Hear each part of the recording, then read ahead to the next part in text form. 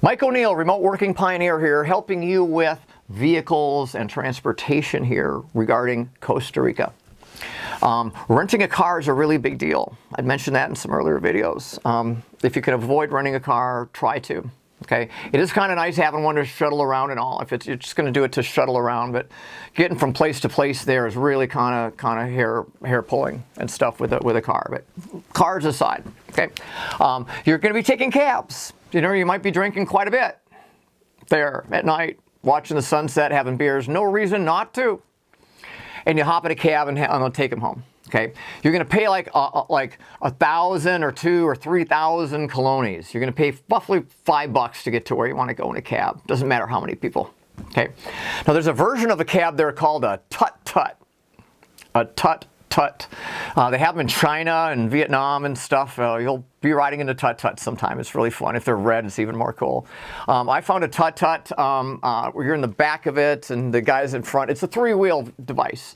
And he had Pink Floyd playing. So I said, let's go for a ride. I just had to go drive me around listening to Pink Floyd. I gave him like $20 for a half-an-hour ride. Just drive me all around and we'll just listen to the wall. That was really funny.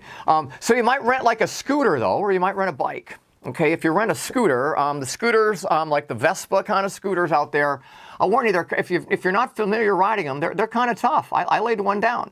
And it wasn't good. I broke the mirror off it. They're tippy, top heavy and stuff. And I won't tell my little story, but it wasn't my fault. It's all my fault. So I don't think I'll be renting that kind of scooter again unless I get some good riding lessons before we do it. But there are now electric scooters that they have out there. And I don't mean the kick scooters like I have, but like they're the kind of Vespa scooter that's been electrified.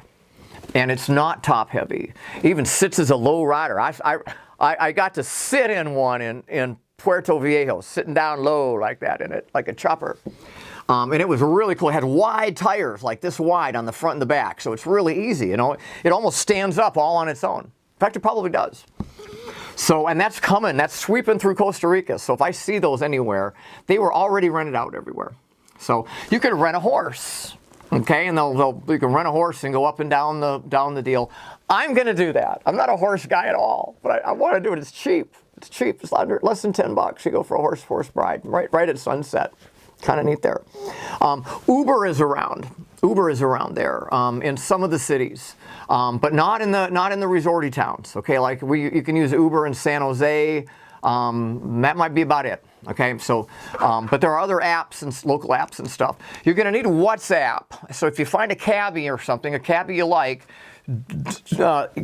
text each other on WhatsApp so you can call them later and say, hey, you know, I'm at the Jolly Roger. I need to get home, you know, and send him a WhatsApp. And he says, I'll be there in 7 minutes. You go, I can have one more beer, please. like that. So let's see, anything else that I missed? Oh, motorbikes. Motorcycles are tempting to rent. If you already really know how to ride a motorcycle already, that's not bad. That's not bad at all. If you're already pretty skilled at riding a motorcycle, cars are harder. So at certain times of night, it's going to be, you know, just like in the U.S. or anywhere other places, there's a lot of people trying to get a cab at a certain point in time. So just be thinking about that. But make friends with a cabbie. If I could say one thing, Hainer is my cabbie in one city. I've got him on WhatsApp, and he's my guy. And I was just so great. I just say, Hainer, when are you going to be here? He'd tell me however many minutes it was. And I'd have all my friends all going back to Saline, and we'd pile in the car like getting into a Volkswagen, as many people as you can, you know. So there's about how to do transportation, cabs and all. They'll take your cash in English, in American dollars and stuff, as well as they'll take your cash in colones. You're always going to get change in colones, though.